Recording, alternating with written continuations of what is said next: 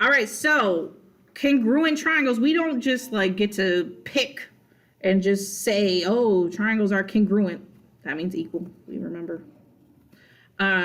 There are different ways that you can prove that triangles are congruent. You do not need to know that every single side and every single angle are congruent in order to prove that triangles are congruent. So there's 5 different ways that to prove that triangles are congruent. Okay, so one of the ways is SSS. If you did not know, S stands for side, so we can write side, side. This is not like legible. Side. There we go.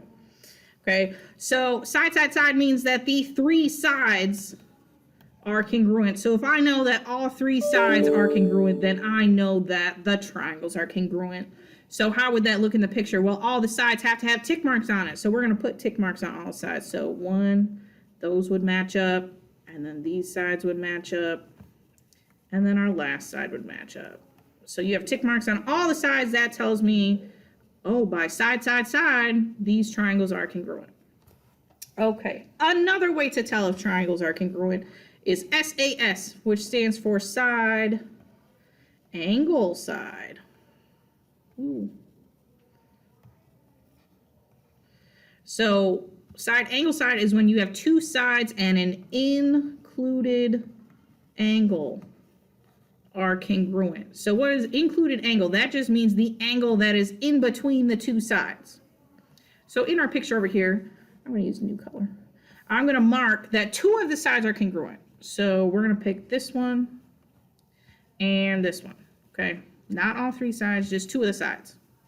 The included angle is the angle where the 2 sides meet, in between those 2 sides. So in between these 2 sides, well, where do these sides meet? Up there. So in this angle, that is the angle in between the 2 sides. Okay, so sometimes when there's tick marks, I put like, I know a tick mark means it's a side. And then this is an angle. And this is a side. So that's how I can tell, oh, side, I have 2 sides and an angle. The angle is between the sides. That's how I know it's side, angle, side. And let me mark this arc mark over there. Okay. The next way we can prove that they are congruent is ASA, which means angle, side, angle. Okay, so that's when you have 2 angles and an included side. Included. Okay. So in this one, I'm going to have 2 angles this time. So I'm going to pick 2 angles. Doesn't matter. This one matches with this one. And then another one. So I got to use 2 arc marks and 2 arc marks. So there's my 2 angles. The included side is the side that connects these 2 angles, that touches both of them. It is in between the 2 angles. So which side is in between these 2 angles? I'm like running my pen over it right now. Is this side right here. So that one has to have the tick mark. If I see that there's an arc mark, I mark that with an A for angle, another tick mark, another A for angle, a tick mark on the side that's S. So I can even see right here, it's kind of lining up like ASA. That tells me, oh, I should use angle, side, angle to prove that these are congruent. Okay. Another way to prove that they are congruent is AAS, which you have probably figured out by now means angle, angle, side. So that's when you have 2 angles and the non-included side. What? There we go. So we still have 2 angles, so I still got to put 2 arc marks in the corner. So we're going to do these ones again, these same 2 angles. It doesn't have to be these 2. Okay, so there's my 2 angles this time. The non-included side just means, well, it's a side that is not in between the angles. So there's 2 options. It could be this one is not in between, or this side is not in between.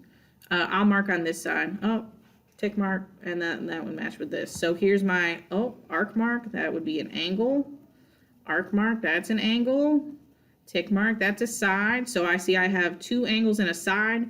Is the side the one that connects these angles No. So that's how I know it's AAS.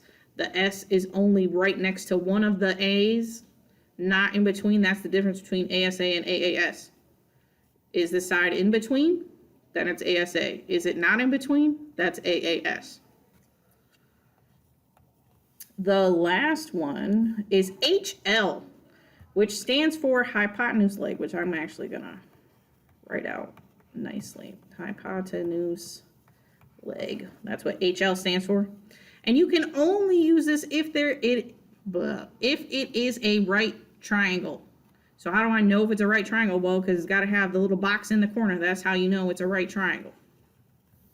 Okay. So in HL, you know that one leg and one hypotenuse, if you couldn't figure out from the name, are congruent. So I'm not sure if we talked about these words before. The hypotenuse is the longest side of the triangle, the one across from our 90-degree angle. So that has to have a tick mark on it. Has to. The leg is just one of the other sides of the triangle. So sure, that side looks great. Okay.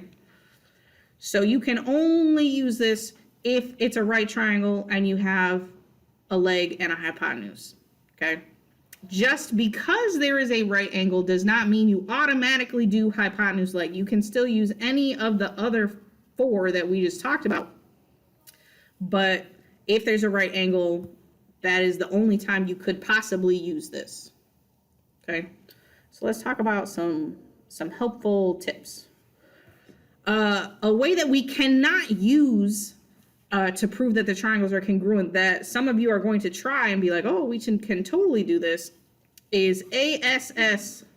Now, obviously, we know that that does not spell a good word. So obviously, we cannot use this to prove congruent. Now, what does ASS look like? Well, there would be one angle and 2 sides, and the angle is not in between the sides. So if we were actually like drawing this, that would be like, oh, if this was the angle and then 2 sides, we're noticing this angle is not in between. Okay, it's only touching one of the sides, not both of the sides. This does not work. Can't use it. This is not congruent. So if you see one that's like this and they're like, oh, what would you use? You're going to put not congruent. You do not put ASS because that does not prove that they are congruent. Okay. And some hidden information. Sometimes they don't have to put all the tick marks and all the arc marks in the picture. You are expected to know if there are these special hidden information. So one of them is the reflexive side. So if you have 2 triangles, like in this picture, I have the triangle on the left side and the triangle on the right side. If they share a side, they're both touching this side in the middle, this line is in both triangles, then you can put a tick mark on that because they share that side. And obviously that side is equal to itself. That's what the reflexive property is. So in this, I would put a tick mark right there. That counts as a side. Okay, so you are allowed to add that if they are back to back like that, or if they share a side like that. And the other hidden information that you are allowed to use is if there's vertical angles. So vertical angles, we know that's when there's an X in the picture. And so we know if they have vertical angles, you're going to put arc marks in the corners where the vertical angles are. And we know vertical angles means that they are equal. That's why we're putting arc marks. Arc marks tell me they're equal. So in these triangles, oh, I see, it makes an X. So where are the vertical angles? Well, the vertical angles are right where the X happens. They're the ones across from each other. So right here and right here, I'm allowed to put those angles. Those are the only things I'm allowed to add into the picture. I cannot just go putting arc marks and tick marks wherever I want. I can only put them on vertical angles, and I can only put tick marks on a reflexive side.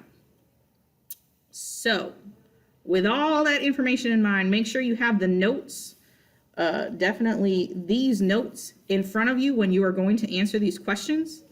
Otherwise, you can go ahead and get started on the formative.